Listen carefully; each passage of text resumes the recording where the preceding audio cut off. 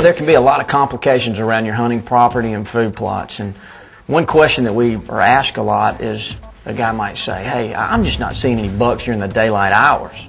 Well, I don't think this is necessarily a food plot problem, but I do know we can use food plots to remedy the situation. So let's dive right into this one. Anytime you talk about daylight activity, whether it's in the woods on a food source or on a food plot, I think that weather is the #1 factor that dictates when a deer is going to get up and feed. We really like to watch that barometer. If that barometer is falling as a system approaches and the bottom's dropping out, we see a lot of deer on the food source. Another good time, and perhaps the best time, is just after a weather system passes. The temperature starts to drop, high pressure ushers in, and all of a sudden that barometer is rising. We see a lot of deer on the food source in the afternoons during that period as well. So key in on the weather, watch that barometer, watch those temperature drops. One simple rule of thumb when it comes to white-tailed deer: if the weather's changing, they're probably going to be on their feet, and they may be on your food plot. Not seeing bucks during daylight hours really isn't a food source problem.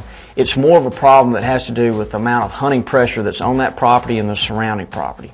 So when I'm asked this question, I like to plant as much of the property in food plots as I can. Really dress it up, a lot of food, and then back off the hunting pressure. And as your neighboring landowners are hunting, and you've created a sanctuary with food, bedding area, lots of groceries, by taking the pressure away from them, it takes a little time for those deer to relax and utilize the food plots and move during daylight hours. But when you remove pressure, that's going to allow them to. And as those younger deer start moving, the older deer start moving, and we may not even go in and hunt a property until the rut hits. So we may plant it in September, early October, and then not purposely go back in there and hunt it till the rut. So those does can drag out those bucks in daylight hours, and that's how you'll see them. So by leaving that property alone, taking the pressure away from it, your surrounding landowners apply the pressure. You have no pressure or limited pressure on your property. Leave it alone to the rut. Let those does feed in those food plots, and those does will drag that buck out in the daylight hours during the rut.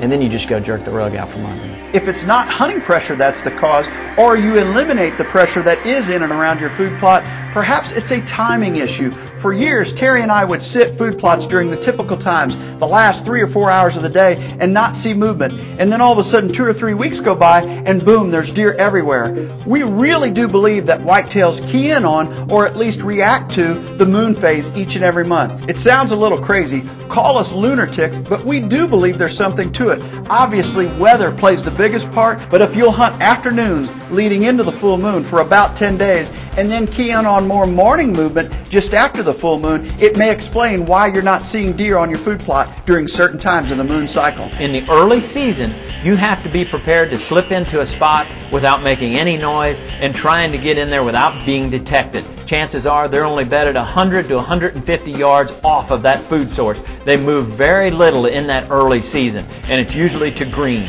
Now, as the season progresses and the rut starts to roll around, you're obviously going to push back into the timber a little bit further and try and intercept them on their way to the food source. We talked about weather. We've also talked a little bit briefly about moon phase. Catching the moon and the weather when it's right, chances are you'll spot them on a food source. It just doesn't happen with regularity, and it certainly doesn't happen with any frequency, particularly with big bucks.